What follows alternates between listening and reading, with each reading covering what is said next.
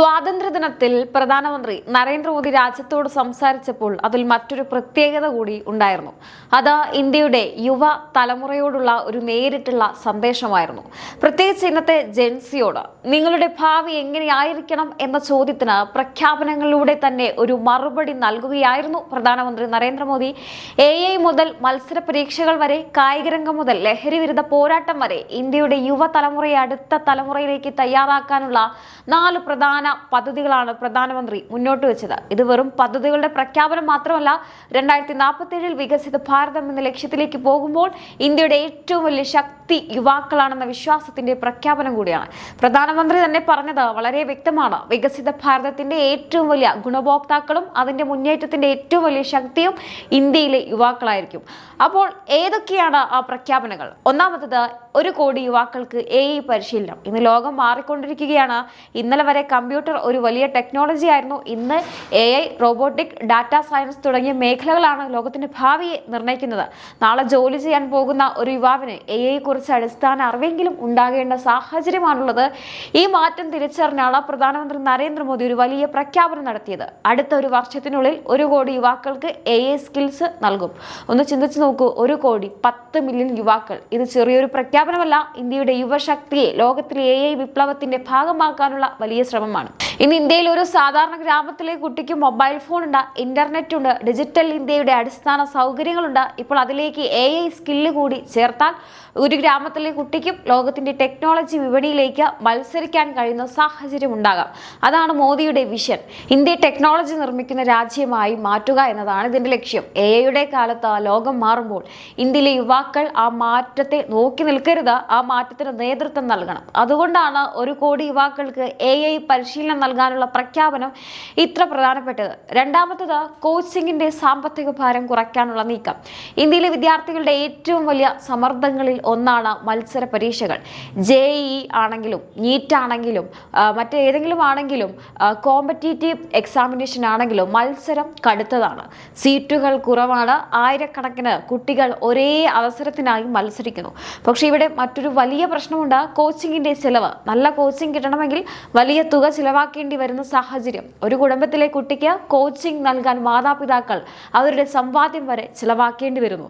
പാവപ്പെട്ട കുടുംബത്തിലെ കുട്ടിക്ക് കഴിവുണ്ടെങ്കിലും സാമ്പത്തിക ശേഷിയില്ലാത്തതിനാൽ പിന്നിലാകുന്ന അവസ്ഥ ഉണ്ടാകരുത്. ഇതാണ് പ്രധാനമന്ത്രി ചൂണ്ടിക്കാണിക്കുന്നത്. അതുകൊണ്ടാണ് വിവിധ മത്സര പരീക്ഷകൾക്ക് തയ്യാറെടുക്കുന്ന യുവാക്കൾക്കായി സൗജന്യ ഓൺലൈൻ കോച്ചിങ് സംവിധാനം ഒരുക്കുമെന്ന് അദ്ദേഹം പ്രഖ്യാപിച്ചത്. ഡിജിറ്റൽ പബ്ലിക് ഇൻഫ്രാസ്ട്രക്ചർ ഉപയോഗപ്പെടുത്തും, മികച്ച അധ്യാപകരുടെ അറിവ് ഉപയോഗപ്പെടുത്തും, രാജ്യത്തിന്റെ ഡിജിറ്റൽ സംവിധാനങ്ങളെ വിദ്യാഭ്യാസവുമായി ബന്ധിപ്പിക്കും. ഇതിന്റെ ഏറ്റവും വലിയ ഗുണം എന്തായിരിക്കും? കുട്ടി കോച്ചിങ് സെന്റർ ഉള്ള നഗരത്തിലേക്ക് പോകേണ്ടതില്ല. സ്വന്തം വീട്ടിലിരുന്ന് പഠിക്കാം, സ്വന്തം ഗ്രാമത്തിലിരുന്ന് പഠിക്കാം.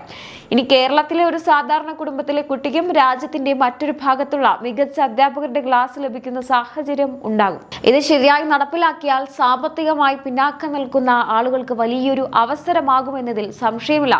കാരണം കഴിവിന് പണം തടസ്സമാകരുത്. പണമുള്ള കുട്ടിക്ക് മാത്രം മികച്ച വിദ്യാഭ്യാസം എന്ന അവസ്ഥ മാറണം. അവിടെയാണ് ഈ പ്രഖ്യാപനത്തിന്റെ പ്രസക്തി.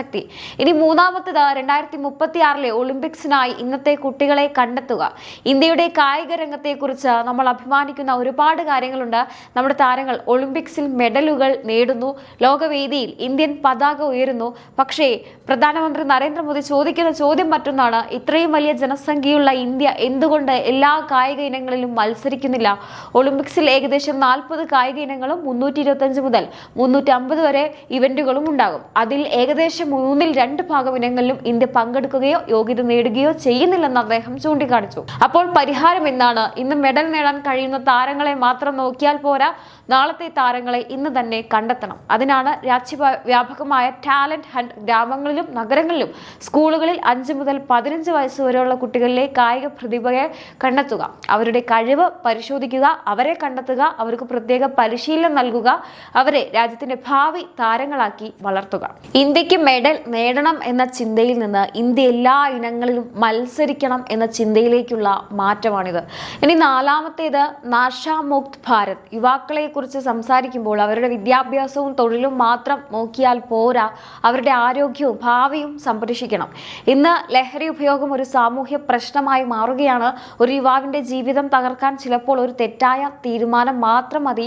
അതിനാൽ ലഹരി മുക്ത ഭാരതം എന്ന ലക്ഷ്യവും യുവജനങ്ങളുമായി ബന്ധപ്പെടുത്തി പ്രധാനമന്ത്രി മുന്നോട്ട് വെച്ചിരിക്കുകയാണ്. ഇതിനായി 100 ആഴ്ച നീളുന്ന രാജ്യവ്യാപക പ്രചാരണമാണ് നടക്കുന്നത്. ഇത് വെറുമൊരു ദിവസത്തെ അവയർനെസ് ക്യാമ്പയിൻ അല്ല.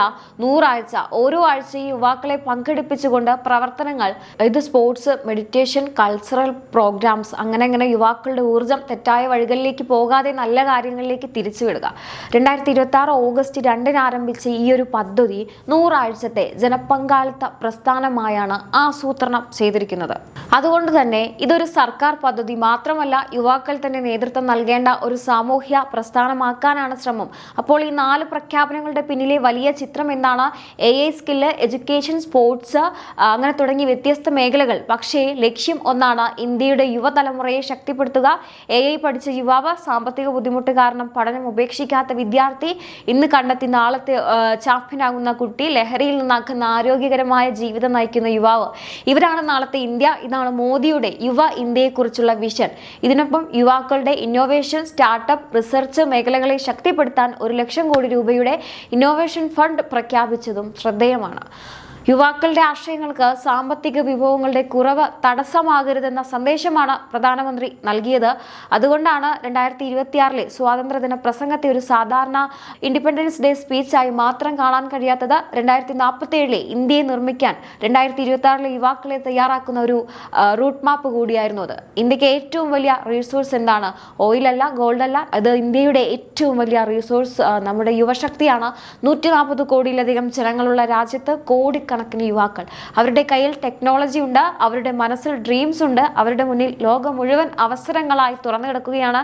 ആ യുവശക്തിക്ക് ശരിയായ സ്കില്ല് നൽകുക, ശരിയായ എഡ്യൂക്കേഷൻ നൽകുക, ശരിയായ ഓപ്പർച്യൂണിറ്റി നൽകുക, അവരുടെ കഴിവിനെ രാജ്യ നിർമ്മാണവുമായി ബന്ധിപ്പിക്കുക. അതാണ് ഒരു വികസിത രാജ്യത്തിന്റെ യഥാർത്ഥ വഴി. പ്രധാനമന്ത്രി മോദിയുടെ ഈ സ്വാതന്ത്ര്യദിന സന്ദേശത്തിലെ ഏറ്റവും ശക്തമായ കാര്യം ഇതാണ്: യുവാക്കൾ ഇന്ത്യയുടെ ഭാവി മാത്രമല്ല, ഇന്ത്യയുടെ വർത്തമാന ശക്തിയാണ്. AI കാലത്ത് ഇന്ത്യ പിന്നിൽ നിൽക്കരുത്. എഡ്യൂക്കേഷൻ കാര്യത്തിൽ സാമ്പത്തിക സ്ഥിതി ഒരു കുട്ടിയുടെ സ്വപ്നത്തെ തടയരുത്. സ്പോർട്സിൽ ഒരു ഗ്രാമത്തിലെ കഴിവുള്ള കുട്ടി അവസരം കിട്ടാതെ പോകാൻ പാടില്ല. ലഹരി ഒരു യുവാവിന്റെ ജീവിതം നശിപ്പിക്കാൻ പാടില്ല. ഇതാണ് ഈ 4 പ്രഖ്യാപനങ്ങളുടെ വലിയ സന്ദേശം. ഇന്ത്യ 2047 വികസിത രാഷ്ട്രമാകണമെങ്കിൽ ഇന്നത്തെ യുവാവിന് സ്കില്ല് വേണം. അതിനാൽ തന്നെ പറയാം, ഇത് ജെൻസിയെ ചേർത്ത് പിടിക്കുന്ന ഒരു രാഷ്ട്രീയ സന്ദേശം മാത്രമല്ല, ജെൻസിയെ ഇന്ത്യയുടെ വികസന യാത്രയുടെ മുന്നണിയിലേക്ക് കൊണ്ടുവരാനുള്ള ഒരു വലിയ ശ്രമമാണ്. സ്വപ്നം കാണുന്ന യുവാക്കൾക്ക്, കളിക്കളത്തിൽ ഇന്ത്യയുടെ പതാക ഉയർത്താൻ ആഗ്രഹിക്കുന്ന യുവാക്കൾക്ക്, സ്വന്തം ജീവിതം ലഹരിയിൽ നിന്ന് സംരക്ഷിക്കാൻ ആഗ്രഹിക്കുന്ന യുവാക്കൾക്ക് ഒരു സന്ദേശമാണ് ഈ സ്വാതന്ത്ര്യദിനം നൽകിയത്. ഇത് വെറുമൊരു സ്വാതന്ത്ര്യദിന പ്രഖ്യാപനമല്ല, ഇത് അടുത്ത യുവതലമുറയ്ക്കുള്ള ഒരു സന്ദേശം കൂടിയാണ്. ഇനിയിപ്പോൾ വരും, രാഹുൽ ഗാന്ധിയും കൂട്ടരും വരും, അയ്യോ മോദി പറയുന്നതെല്ലാം കള്ളമാണ്, ഇതൊന്നും നടക്കാൻ പോകുന്നില്ല, ഇതെല്ലാം വെറും പ്രഖ്യാപനമാണ്, ഇതൊക്കെ ഉഡായിപ്പാണ് എന്നൊക്കെ പറഞ്ഞുകൊണ്ട് രാഹുൽ ഗാന്ധിക്ക് അദ്ദേഹത്തിന്റെ രാഷ്ട്രീയ നിലപാട് പറയാം, വിമർശിക്കാം, സർക്കാരിനെ ചോദ്യം ചെയ്യാം. അതെല്ലാം ജനാധിപത്യത്തിന്റെ ഭാഗമാണ്.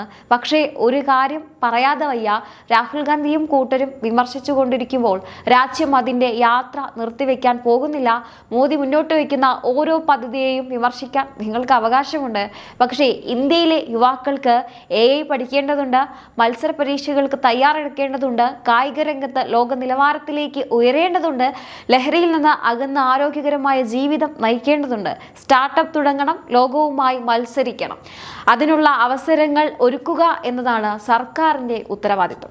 അതുകൊണ്ട് രാഹുൽ ഗാന്ധി പറയട്ടെ ഇതൊന്നും നടക്കില്ല, വിമർശകർ പറയട്ടെ ഇതെല്ലാം ഉഡായിപ്പാണ്, പക്ഷേ ഇന്ത്യയുടെ യുവാക്കൾ ചോദിക്കുന്നത് മറ്റൊന്നാണ്: ഞങ്ങൾക്ക് അവസരം എപ്പോൾ കിട്ടും? ഈ അവസരം കിട്ടിയാൽ ഇന്ത്യയിലെ യുവാക്കൾ എന്ത് ചെയ്യുമെന്ന് ലോകം ഇതിനകം കണ്ടതാണ്.